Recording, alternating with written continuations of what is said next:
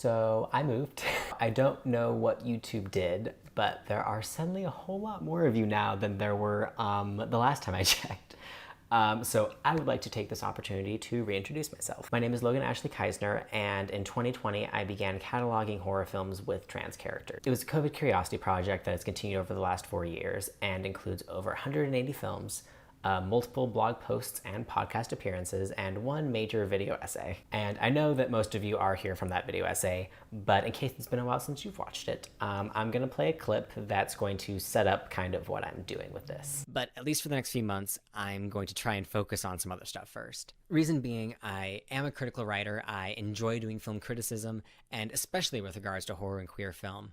But I also write fiction. Around the same time that I started this list, I started writing screenplays for the first time, because I came to the realization that I didn't just want to sit around and wait for other people to represent me. And out of that has come a nearly complete novel and a fully completed screenplay. There is interest in these stories. People want these stories. It's just a matter of getting cis people to invest money into it, which, yeah, it's a little bit harder to do. But no matter how long it takes, I am dedicated to getting these stories out into the world one way or another. A stable space does not currently exist for me, so I am creating one.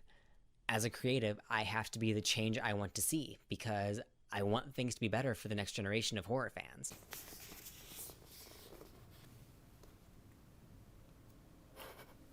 It's twins. So this is Old Wounds. She is a young adult trans horror novel, and she is officially coming out this month. Because I imagine at least some of you were watching that 3-hour video and probably rightfully thought to yourselves, like, wow, this guy is way too critical. You want trans horror so much, why don't you do it yourself? Here you go. The basic premise of Old Wounds is that there are these two trans kids who find themselves being targeted by a cult that are seeking a female sacrifice. So the stakes aren't necessarily how does the defined victim survive this circumstance, but which of them is the quote-unquote correct victim? How is that victimhood determined, and is that determination even close to accurate?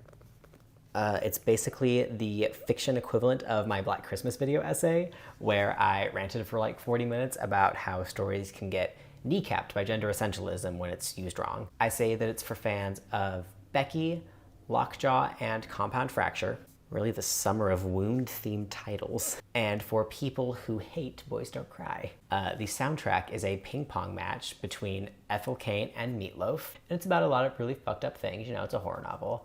But it's also just kind of like an exploration of trans people within a genre that fundamentally does not expect them to exist within these kinds of stories. And it's about how gender does not inherently doom you to a worse fate, depending on if you're a boy or a girl or somewhere in between. I have the US and the UK versions here. Beyond the cover, the only real difference is that the UK version is localized for British English, and their copyright laws are a lot tighter, so I had to basically just re-edit 2 scenes to cut out some song lyrics. There's otherwise no difference in content between the two. Both of these come out in September. For the US version, it is coming out with Penguin Random House, specifically from Delacorte Press, on September 10th. And in the UK, it is with Usborne on September 12th.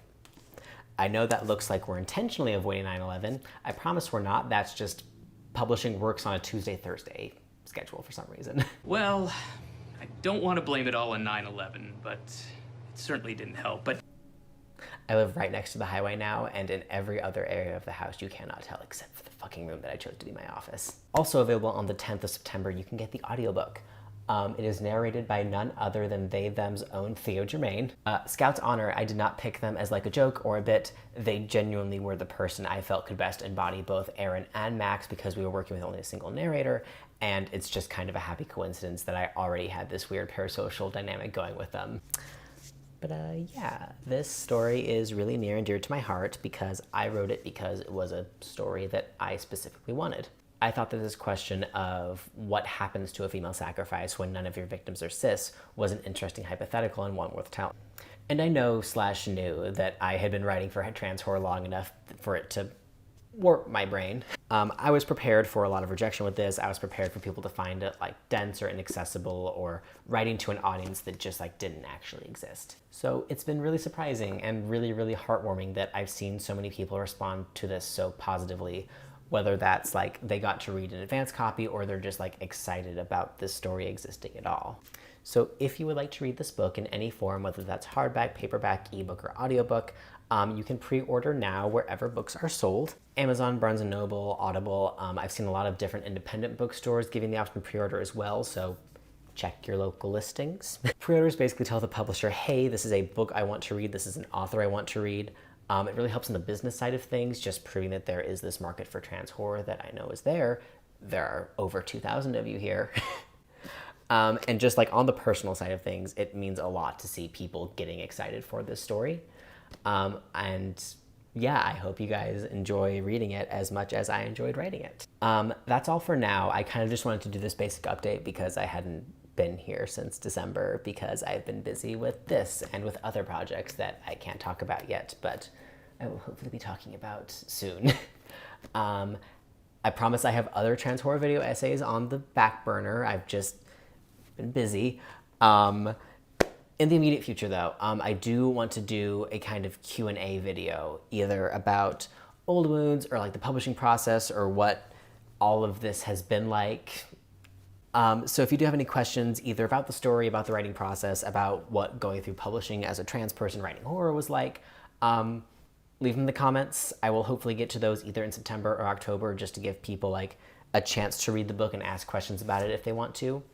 But yeah, that's it. Thank you guys so much for everything, and I will see you on the other side of publication.